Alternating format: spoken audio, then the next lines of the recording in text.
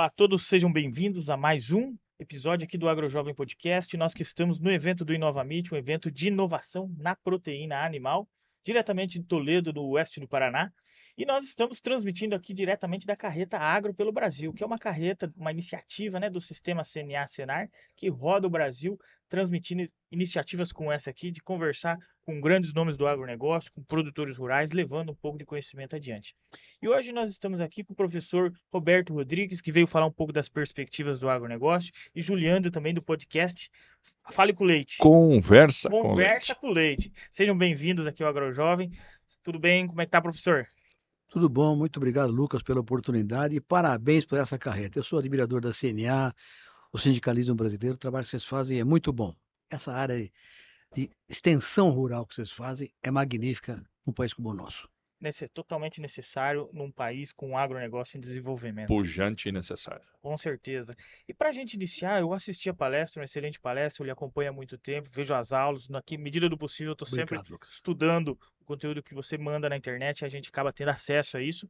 E você mostrou nessa última palestra esse pujante crescimento do agronegócio aí de 2020, 2023, né?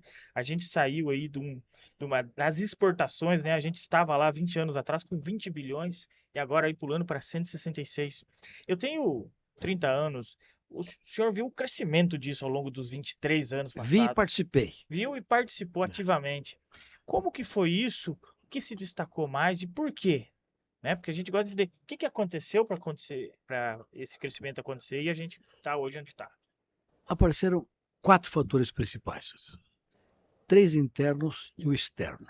Os 3 internos foram, primeiro, tecnologia.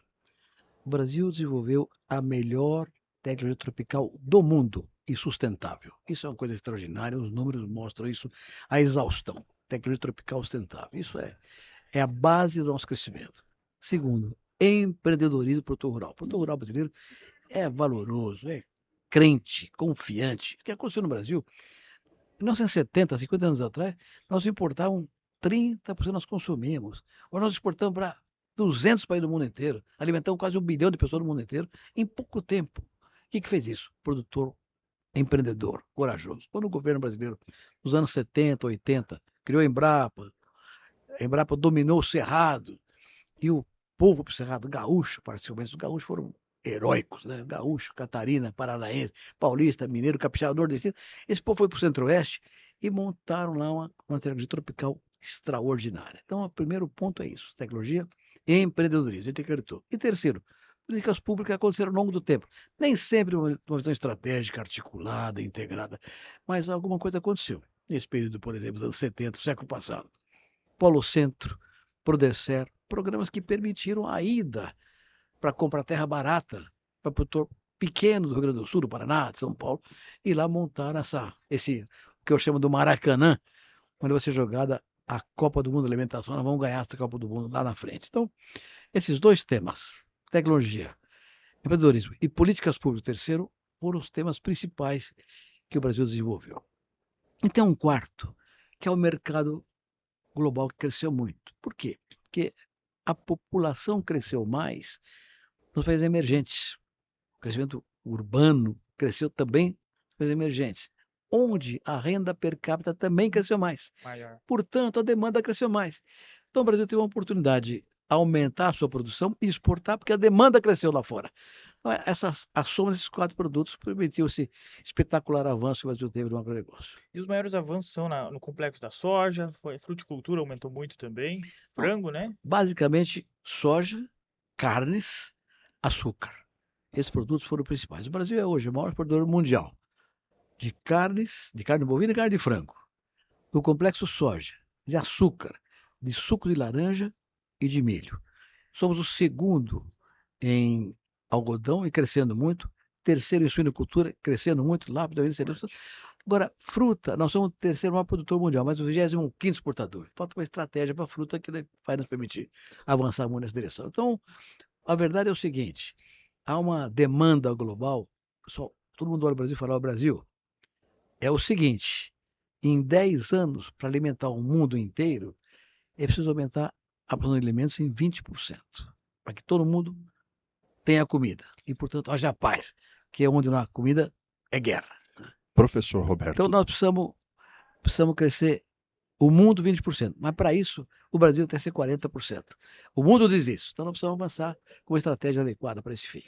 Dentro de todas essas cadeias produtivas, a proteína animal figura entre elas, principalmente na carne, como o Brasil é um dos principais players, um dos principais exportadores do mundo. A atividade leiteira, por outro lado, em momento nenhum da história foi superavitária na balança comercial, nem em tonelagem, nem em dólares. Então, infelizmente, o Brasil não exporta leite e nós temos acompanhado na cadeia leiteira, ano após ano, uma diminuição muito grande dos produtores nesta atividade.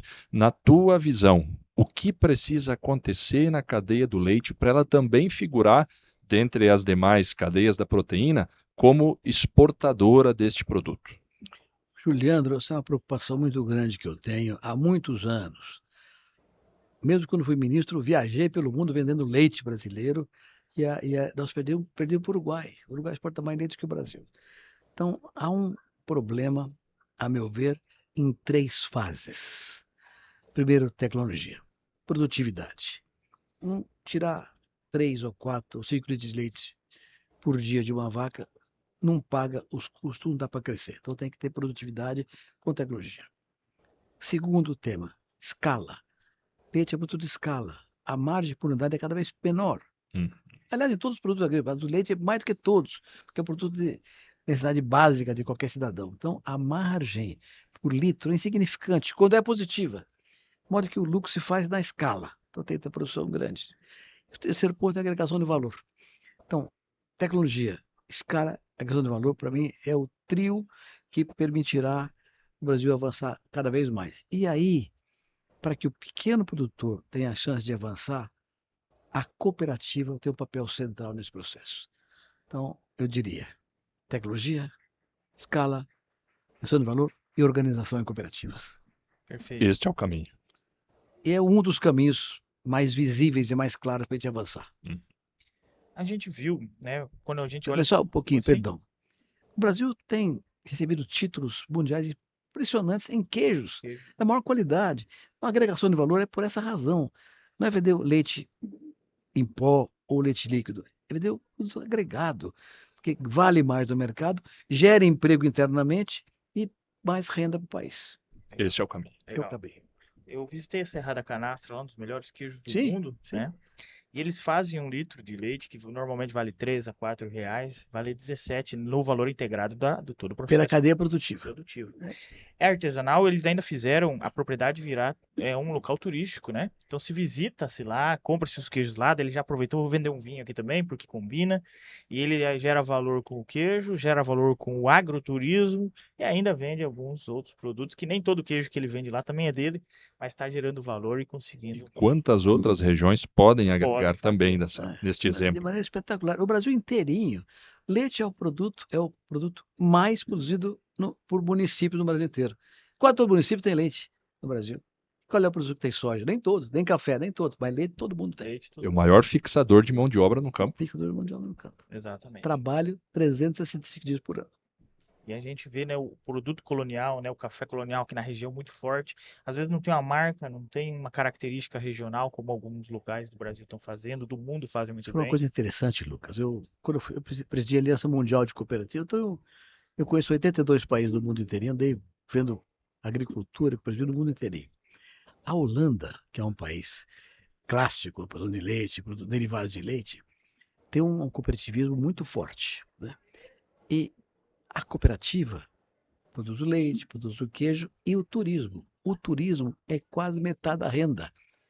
Fui visitar uma coisa dessa, chegava um ônibus a cada 1 hora, chegava um ônibus com japoneses, asiáticos, europeus de outros países, e iam lá segurar um bezerrinho, filmar a pessoa segurando um bezerrinho. Depois tinha uma loja com tábuas de queijo, pessoas pediam, comprava tábua, comprava a faca da cooperativa, comprava o queijo. Então, o turismo dá uma renda espetacular para a cooperativa, que volta para o produtor.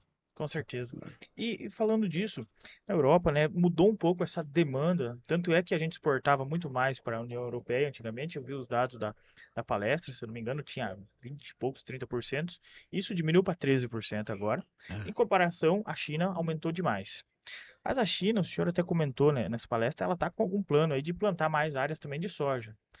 Essa mudança aconteceu por oferta, por negociações bilaterais e se esse aumento, né, são duas perguntas em uma, e se esse aumento pode impactar muito no mercado nosso aqui de soja, porque a gente também vem aumentando a área faz 15 anos, esse ano não aumentou a área, eu andei vendo alguns dados, mas por 15 anos consecutivos a gente esteve aumentando a área de produção. Como que isso pode impactar pensando no produtor rural brasileiro? Uma das questões centrais, uma estratégia do Brasil ser o grande campeão mundial da segurança alimentar é acordo comercial, né? O que aconteceu nos últimos 20 ou 30 anos, esse crescimento espetacular, foi lastreado na demanda internacional, que cresceu também explosivamente, sem nenhuma motivação estratégica, nenhum governo tomou decisão para aumentar a população. Só Aconteceu. foi. A população cresceu, a renda per capita cresceu, a demanda cresceu. Nós estávamos prontos para atender essa demanda que cresceu. Só que isso tem um limite, não vai ser eternamente. Então, me parece que uma das coisas centrais para a gente continuar crescendo no Brasil, e podemos crescer hoje, por exemplo, 300 milhões de toneladas de grão, podemos crescer 500, 600, podemos, mas tem que ter quem compre, né? Mas tem que ter acordo comercial com a China, com a Índia, com os países do Oriente Médio. O Oriente Médio é uma região seca, árida, uma população de alta renda per capita, que precisa de comida, e nós podemos atender essa demanda toda. Mas tem que ter acordo comercial que nos garanta isso. O que adianta eu crescer muito se não tiver quem compra a minha produção? Então, o acordo comercial, para mim, é a base da articulação comercial do longo prazo.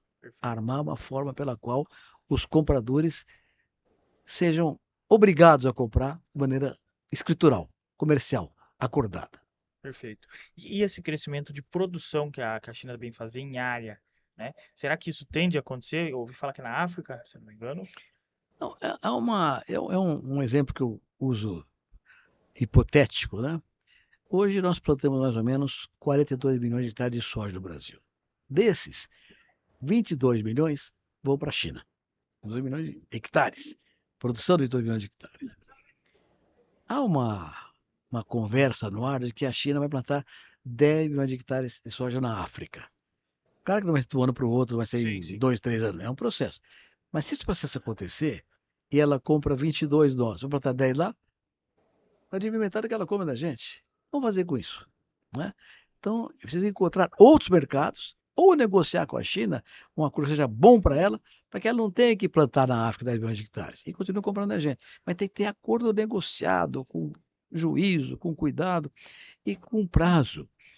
Por exemplo, a China compra milho também da gente, compra só de milho. Para quê? Para criar frango, para criar suína, eles são um grande demandante, grande produtor de suína, grande consumidor de carne suína, maior do mundo, né? Então, o que eu queria? Era exportar o frango suíno já para eles, agregar valor aqui, né? Exportar o queijo, exportar o iogurte pronto, no máximo, ou no mínimo, leite em pó, para agregar valor aqui, não agregar valor lá. Mas ele quer agregar valor lá. Ele está errado, ele está certo. Eu estou errado, não, eu estou certo. Então tem que negociar. Olha, China, vou exportar para você esse ano 100% de grão de milho. No ano que vem, só 90. 10 vai ser já de farelo de milho.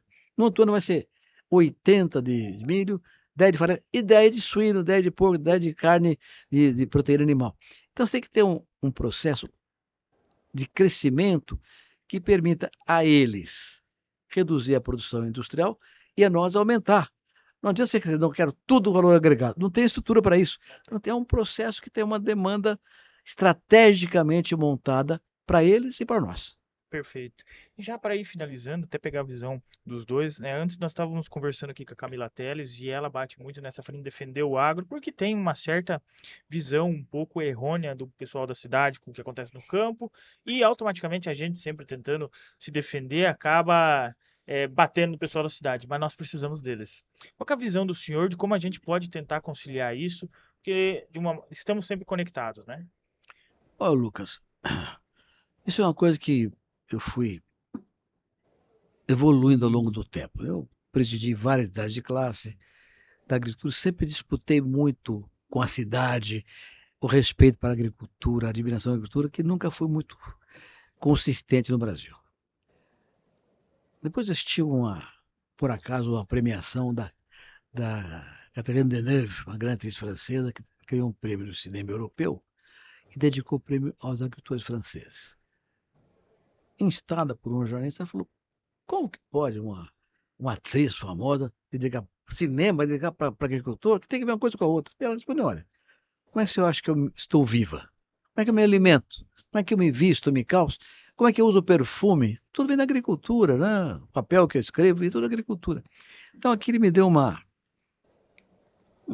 um estalo, Lucas. Eu sou agricultor. Nasci na roça, vivo na roça, espero morrer na roça daqui a muito tempo ainda. Quando eu planto uma semente de soja, ou de milho, de algodão, aquela semente é fruto de uma pesquisa, de uma estrutura geneticista, genética, melhoramento, né, estudos. Quem faz isso? É um cientista formado na universidade urbana. Então, se não tem a cidade, se a universidade tem a ciência, não tem a semente. Então, eu dependo da cidade para ter a semente que eu estou cultivando.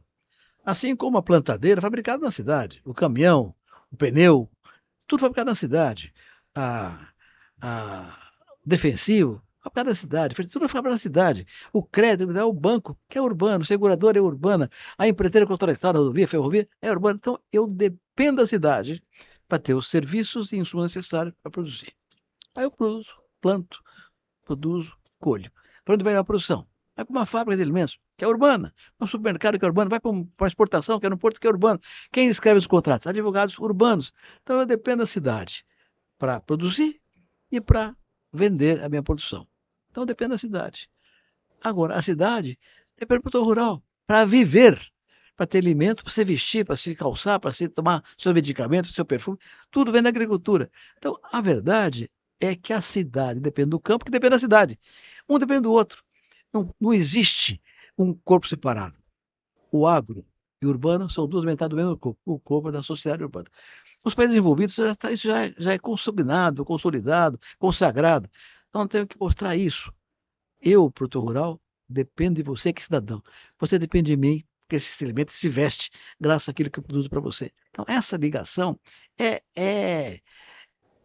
nós somos gêmeos siameses, grudados um no outro. Essa visão é que acho que falta no Brasil e é o papel da comunicação. Eu sei que a CNA trabalha com isso muito vigorosamente, cada vez mais para que essa ligação seja recebida com naturalidade e com orgulho. É preciso ter orgulho do que o agro brasileiro fez nos últimos 30 anos. É uma coisa extraordinária que o mundo admira e nós não admiramos tanto. Perfeito. É para isso que eu faço podcast, para aprender com pessoas assim como o professor. É enriquecedor demais.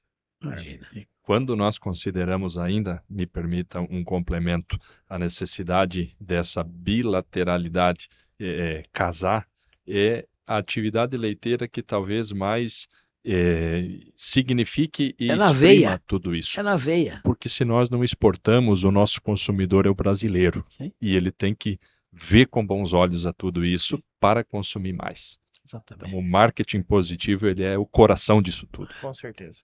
Nossa.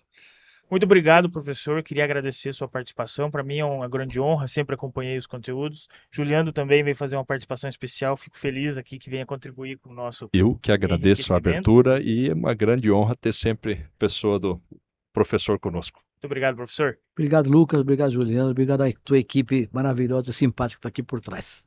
Tudo está acontecendo graças ao pessoal aqui da carreta do Agro pelo Brasil, Sistema CNA Senar, diretamente aqui de Nova Amit. Acompanhe todos os episódios diretamente no YouTube, Spotify. Inscreva-se no canal e deixe um like. Até a próxima, pessoal. Um grande abraço.